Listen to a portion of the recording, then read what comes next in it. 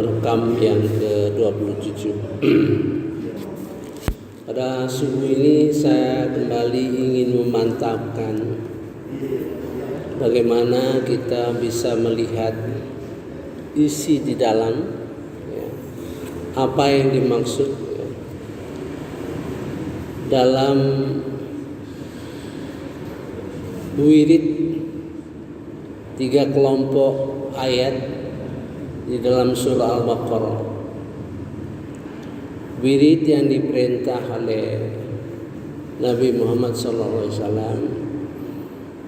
itu tidak sederhana, tidak sederhana. Makanya setiap wirid-wirid, saya selalu merenungkan, misalnya wirid kita berkenaan dengan 33 Alhamdulillah, 33 Subhanallah, 33 Allah Akbar, kita renungkan apa maksudnya gitu, dan kita hubungkan dengan Al-Quran, sehingga terbongkarlah bahwa Alhamdulillah itu substansinya ada 33 di dalam Al-Quran, walaupun bacaannya ada 41, bacaannya berbeda-beda, ada Alhamdulillah, ada bihamdihi, ada lahu, ada alhamdulillahi rabbil alamin, karena berbeda-beda, materinya berbeda-beda. Demikian juga dalam wirid surah Al-Baqarah, pertama 5 ayat pertama dari Alif Lam Mim sampai ulaika humul muflihun, kita sudah paham itu pendasi dalam ketakwaan. Sampai Sayyidina Umar minta dibacakan Al-Baqarah 1 sampai 5 ketika dia wafat, dia pesan wafat, dan pada posisi di kakinya. Kemudian satu ayat yang paling agung yaitu ayat kursi, ayat nomor 255. Di situ ada 9 sifat Allah itu dicantumkan yang paling besar pengaruhnya gitu. Kemudian 3 surat terakhir berkenaan dengan dinamika di dalam perjuangan, sebab pesan Al-Baqarah 1 sampai 5 itu kita berjuang untuk jadi orang takwa. Di dalam ayat 3 ayat terakhir adalah dinamika, instrumen yang kita perlukan di dalam perjuangan kita. 1, hati, hati. Di dalam ayat 284 itu hati, Kemudian 285 merupakan mekanisme bagaimana keimanan itu akan merasuk dalam jiwa kita sehingga menghasilkan tekad, tekad. Wa qalu sami'na wa ata'na ghufranaka wa ilaikal masir. Tekad yang kuat untuk janji kepada Allah Subhanahu wa taala. Kami dengar ya Allah, kami pelajari, kami pahami, kami pilah-pilah, kami teliti, dan akan kami taati. Seberapa jauh yang kita lakukan selama ini? Istighfarlah, apa yang kita resapi istighfar, ya, dan tobat. Maka falsafah sufi yang paling tinggi adalah tobat. Ya. Kemudian bagaimana kita tahu sebetulnya apa potensi kita? Kita bertekad begitu, ya. Tapi Allah merespon. Apa respon Allah? Semakin kuat kita bersemangat, belajar, tetap taati, mohon ampun, ya, dan kepada Engkau lah kami kembali. Apa yang direspon Allah? Dan diingatkan, la yukallifullahu nafsan illa usaha. Tidaklah Allah membebani kecuali sekadar batas kemampuan kita, ya. Kemudian karena ayat 284 itu mengenai hati, ya, apa yang dibilang di dalam ayat tersebut? Wa in tubdu ma fi anfusikum, jika kamu menampakkan apa yang di dalam hatimu, ya, gitu ya, atau autufu, atau kalian menyembunyikan, yuhasibukum billah, Allah akan menghitung. Nah, itu yang membuat dia sahabat-sahabat itu berkeberatan. Jadi kalau kita mau berbuat jahat, maksudnya ayat ini, kita mau berbuat jahat, begitu itu sudah dimasukkan rencana dalam hati, itu langsung dihitung itu. Makanya itu dinasahkan, ya, dengan bagian ayat laha makasabat wa 'alaiha maktasabat. Nah, apa kebaikan yang telah kamu kerjakan,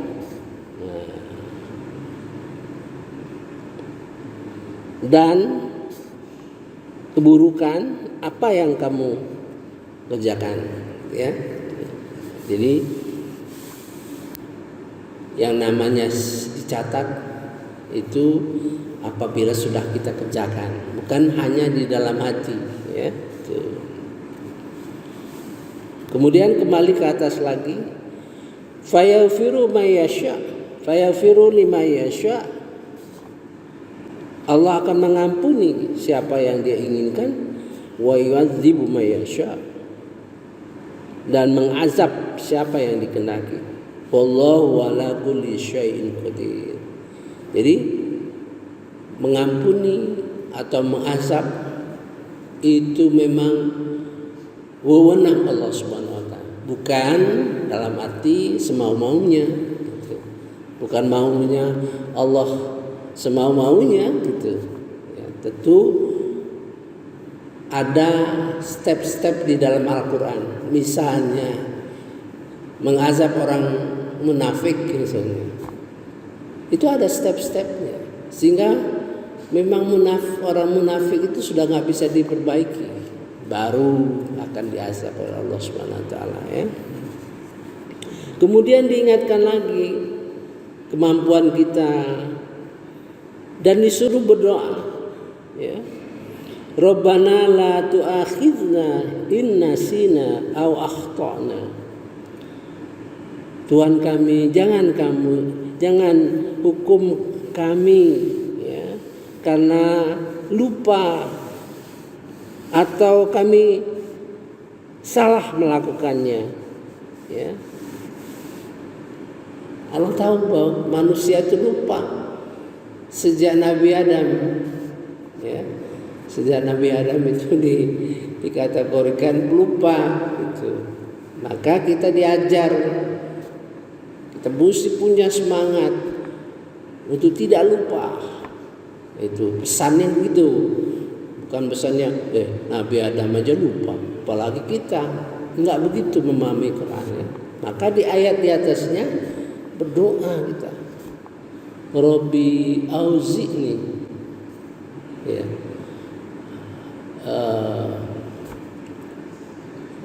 Robi Pak, lupa kadang-kadang. Doa minta tambah ilmu, ya. Warzuqni fahma, ya. Jadi diingatkan kita bersemangat, ya. Apa yang kita semangati adalah menjadi orang takwa. Orang takwa. Mengapa kita menjadi orang takwa? Harus dikategorikan sebagai orang takwa. Karena orang takwa lah yang akan diselamatkan oleh Allah Subhanahu wa taala. Ya. Di dalam surah Maryam 72 kalau tidak salah ya, dan surah Az-Zumar ayat 63 ya kalau tidak salah, dari sekitar situ ya. Nah, supaya kita tahu kelemahan kita suka lupa gitu ya, atau melaksanakan sesuatu yang tidak diperintah gitu ya, salah gitu.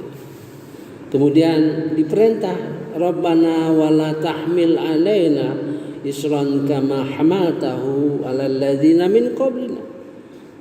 Mengingat kita jangan kami dibebani beban yang berat seperti yang kau bebankan kepada orang-orang sebelum kami.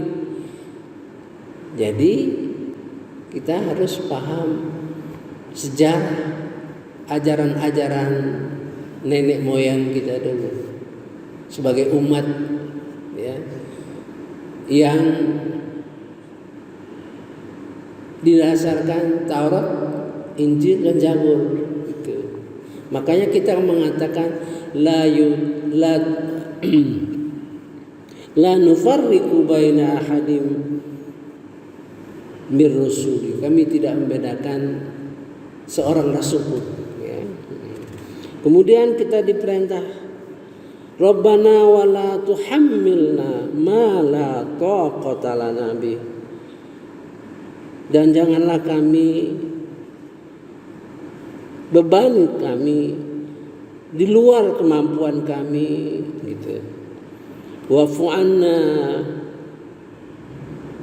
dan ampunilah kami, berikan maaf. Warfir lana, berikanlah ampunan ya, tadi berikan maaf. Warhamna, dan rahmatilah kami. Anta maulana fansurna alal qaumil kafirin. Ini bagian yang menyimpang ya kan. Anta maulana, engkaulah pelindung kami. Fansurna alal qaumil kafirin, lindungilah kami dari orang-orang kafir. Ini pesan perjuangan. Nanti akan terbongkar di ayat-ayat selanjutnya gitu. Nah, jadi dinamika itu yang harus kita resapi dan kita kuatkan lagi tekad tadi di dalam sholat. Pertama dalam doa itu, inna sholati wa nusuki wa mahyaya wa mamati lillahi rabbil alamin. Sesungguhnya sholatku, ibadahku, hidupku, matiku untuk Allah, lillahi rabbil alamin. Tekad. Tadi tekad di dalam belajar, tekad dalam action. Ya. Kemudian kita minta tolong kepada Allah Subhanahu wa taala di dalam doa kita. Doa di antara dua sujud. Rabbighfirli warhamni wajburni warfa'ni warzuqni wahdini wa'afini wa'fu anni. Ampuni aku, rahmati aku, wajburni itu sebetulnya sifat Allah itu jabbar. Itu semua kata-kata itu ya. Ada 8 kata-kata. Pengharapan kita diberikan kekuatan oleh Allah Subhanahu wa taala. Ya. 7 itu sifat Allah. 7 itu sifat Allah. Nanti kita kaji sifat Allah yang di situ supaya artinya itu tepat. Kalau kita belajar dari terjemahan tidak tepat, ya, tidak bisa dirasai gitu. Warfa ini apa? Angkatkan derajatku. Kita nggak tahu, tidak mengerti. Dari akar katanya itu rofa. Orang beriman, berilmu, ya, itu akan diangkatkan oleh Allah SWT. Dalam pengertian apa itu? Nah, jadi tidak mengambang, kita tahu persis. Disitulah kita meminta pertolongan untuk melaksanakan yang tadi. Ya. Kemudian kita kembali ucapkan wajhatu wajhiya lillazi fataras samawati wa ard. Itu kita ingat bagaimana kalimat itu muncul ketika Nabi Ibrahim mencari Allah tuh. Dia lihat matahari, dia lihat bulan. Ya, di dalam pencarian Nabi Ibrahim kepada Allah Subhanahu wa taala itu terkait dengan tauhid. Ya, berkenaan dengan tauhid. Nah, itulah kira-kira gambaran dari yang kita perlu pahami, perlu kita resapi gitu. Ini akan terbawa terus nih ke depan, ya. Jadi setiap ayat yang berkesan camkan dalam hati. Misalnya ayat yang kedua, A'udzubillahi minasyaitonirrajim. Bismillahirrahmanirrahim. Dzalikal kitabu la raiba fihi. Itulah kitab yang tidak ada ragu lagi, tidak akan ragu lagi gitu. Hudal lil muttaqin, petunjuk bagi orang yang bertakwa. Kita harus camkan, kita ingat. Jadi segala ayat-ayat Quran itu tentu didasari oleh keinginan memberi tahu, memberi jalan kepada kita menuju takwa.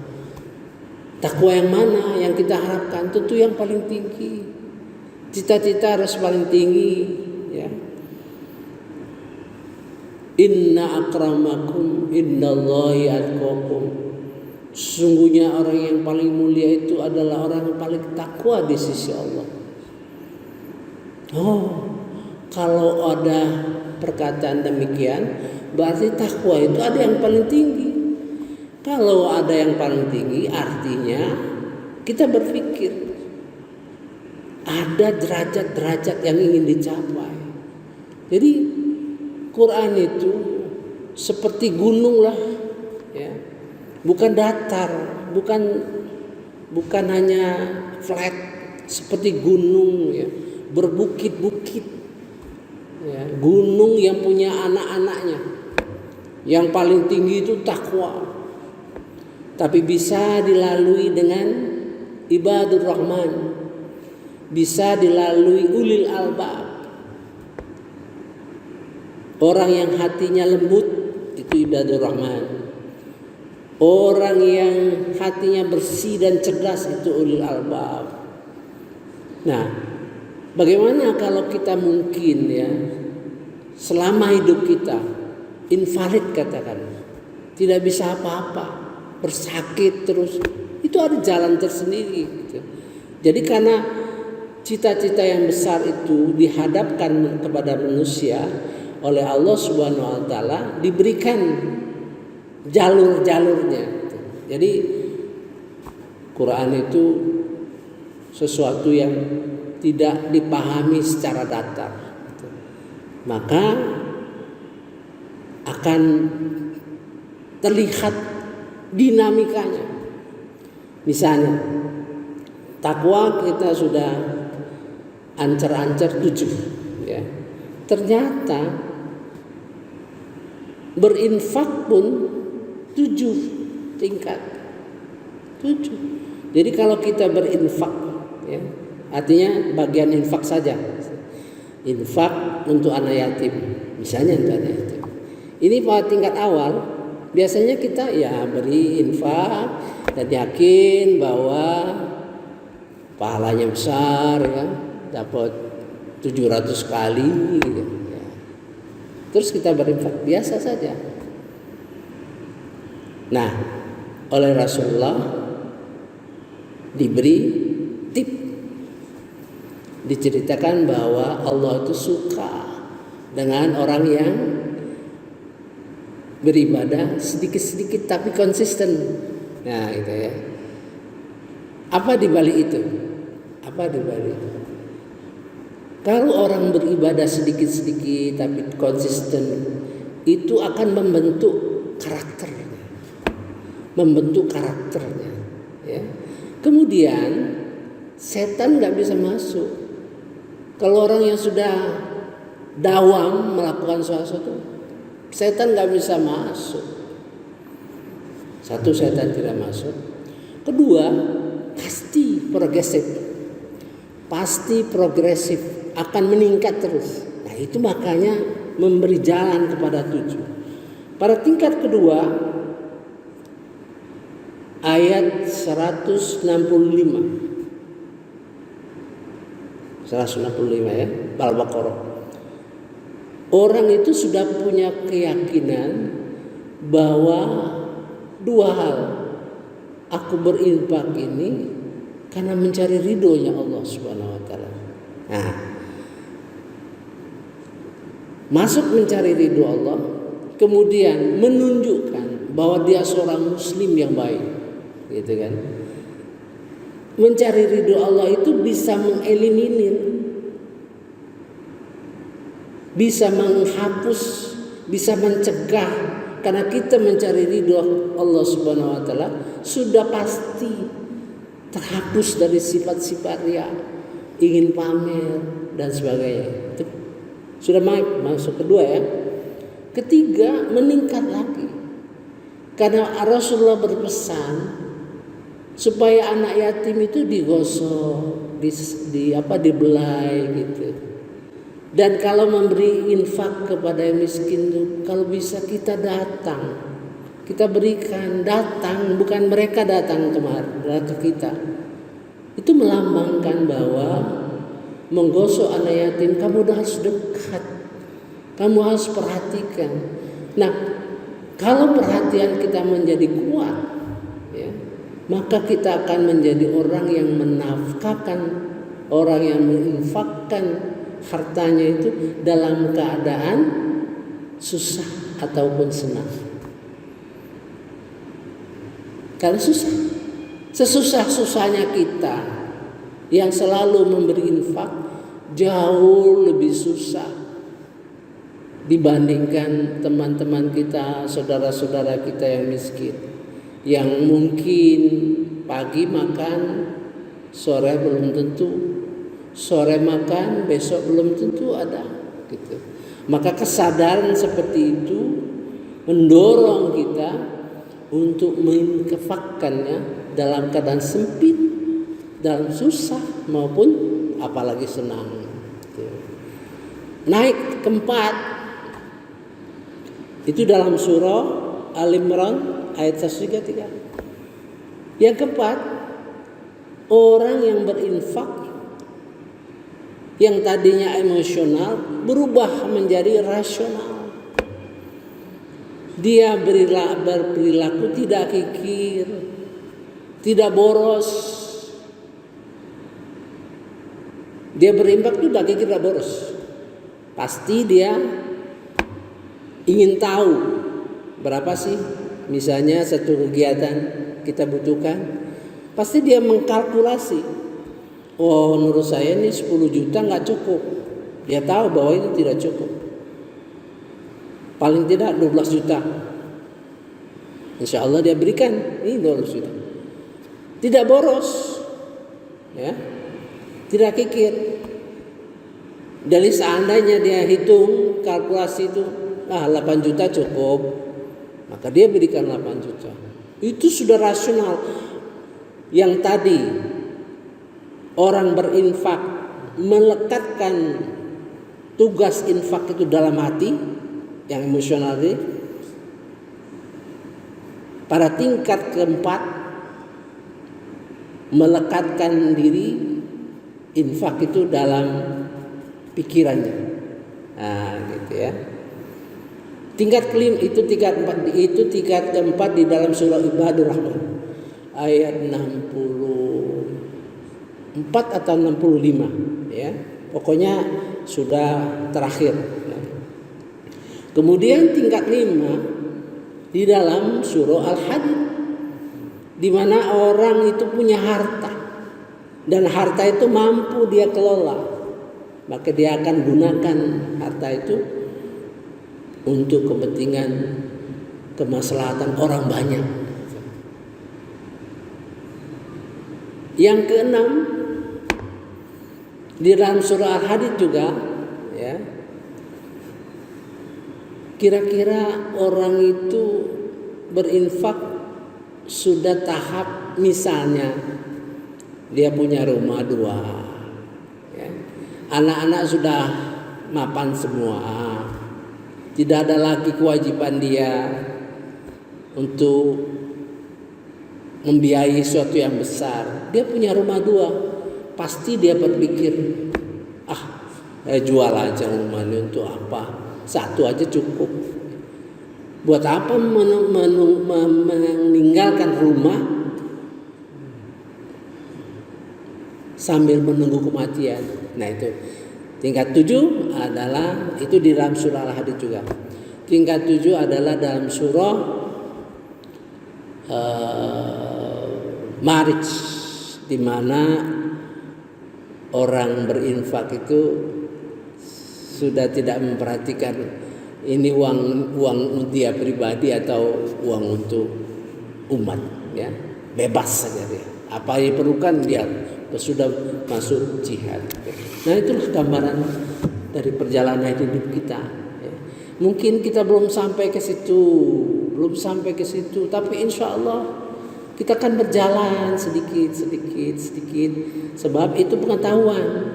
Dibandingkan tidak tahu, maka tidak akan tahu kita, ya.